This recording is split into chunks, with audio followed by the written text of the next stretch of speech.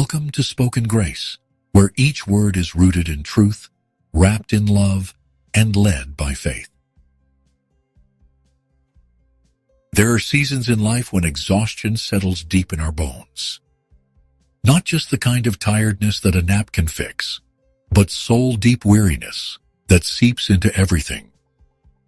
You've been showing up, doing your best, carrying burdens no one sees. But now, you're running on empty. You might be holding everything together on the outside, while quietly wondering if you'll make it through another day. If that's where you find yourself right now, I want to remind you, God sees you. And more than that, He's inviting you to rest. In Matthew chapter 11, verses 28 through 30, Jesus offers a quiet but powerful invitation.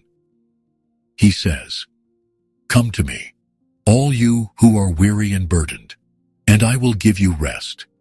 Take my yoke upon you and learn from me, for I am gentle and humble in heart, and you will find rest for your souls. For my yoke is easy, and my burden is light." Let those words linger. Jesus isn't shouting. He's not demanding. He's inviting. He's saying, "Come to me." Not, "Fix yourself first," or "Try a little harder." Just come, right where you are, right as you are, weary, worn out, barely holding on. And He promises to give rest, not just relief, but soul-level restoration. God's rest isn't earned, it's received. It's a gift that comes from trusting that you don't have to carry everything on your own. We live in a world that worships productivity. The more we do, the more we feel we matter. But God paints a different picture. Rest isn't a reward at the end of our work. It's a sacred rhythm, built into creation itself. Think about it. After 6 days of forming the heavens and the earth, God, the Almighty, rested on the seventh day. Not because He needed a break, but because He was modeling something beautiful for us. He blessed that day of rest. He made it holy. Yet we often treat rest like a weakness or something we have to earn. We ignore it, postpone it, even feel guilty when we try to take it. But true rest is not laziness. It's trust. It says, "God, I believe you're still working even when I stop." It acknowledges that we are human and He is God, and that we don't have to live like everything depends on us. When we rest, we step into alignment with His design. We stop striving and we start receiving. Even Jesus, the Son of God, stepped away from the noise. In Mark 1:35, we're told, "Very early in the morning, while it was still dark, Jesus got up, left the house, and went off to a solitary place where He prayed." Jesus withdrew, not because He was avoiding responsibility, but because He was renewing His soul. Over and over, throughout the Gospels, we see Him stepping away to quiet places, to be with the Father, to find stillness. If Jesus, who carried the weight of the world, needed time alone with God, how much more do we? We don't always need more strength. Sometimes we just need stillness. Stillness reminds us that we're not alone, that we're not abandoned, that even in silence, God speaks and God heals. When was the last time you truly rested in God? Not just took a nap. Not just scrolled through your phone or watched something to numb the noise, but truly rested. When was the last time you sat in quiet and let yourself be held by Him? You don't need a plane ticket or a perfect weekend. Rest can begin right now, wherever you are, because rest is not a place. It's a person.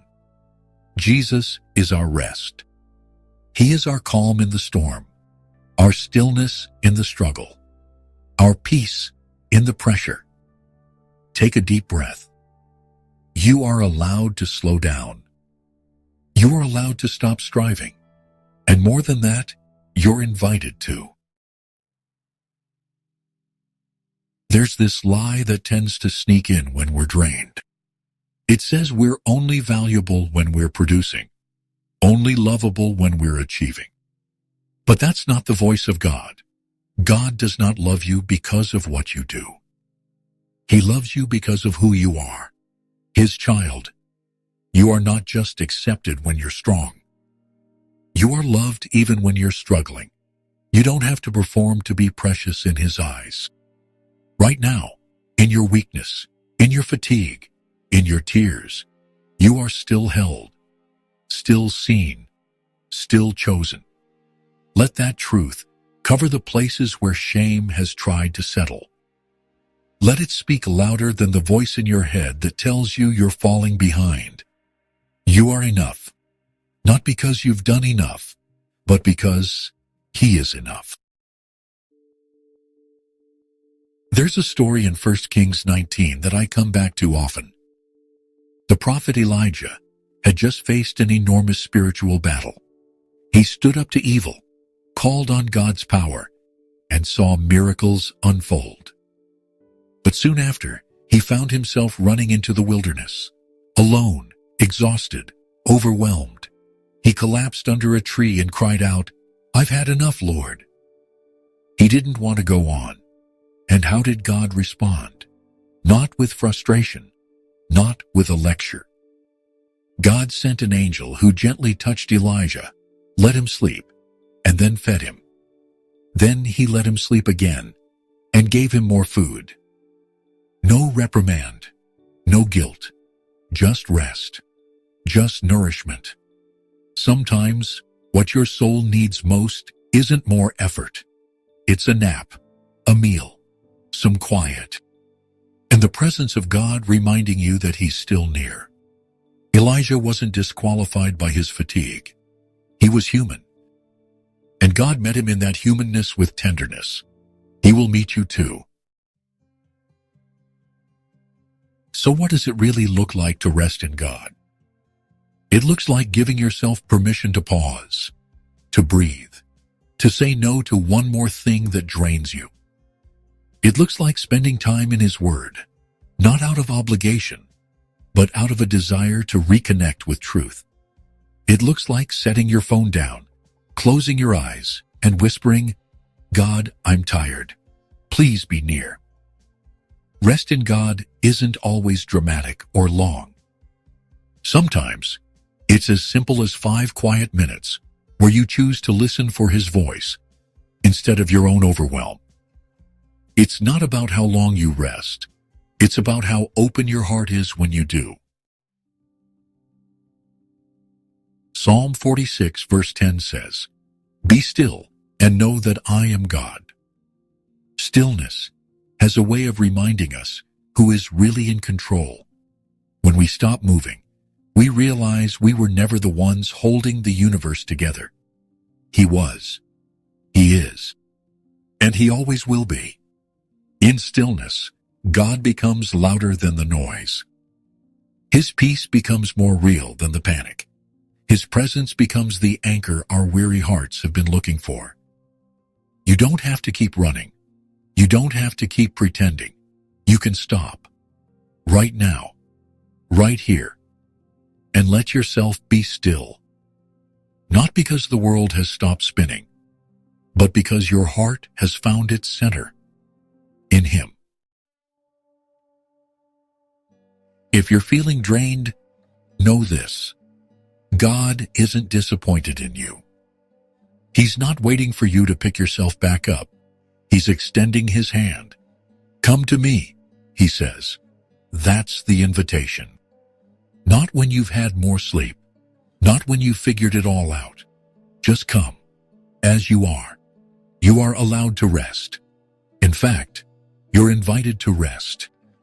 Let today be the day you say yes. Yes to stepping back. Yes to letting go. Yes to leaning into the one who gives your soul rest that no one else can offer. You are not lazy. You are not failing. You are human, and God's strength is made perfect in your weakness. So lay it down, breathe again, and let Him carry you. If today's message spoke to you, share it with someone who needs encouragement, or let us know in the comments how this truth is speaking to your heart. Don't forget to like, subscribe, and join us for more honest, grace-filled guidance from God's Word. Until next time, keep your heart open, your faith steady, and your life full of spoken grace.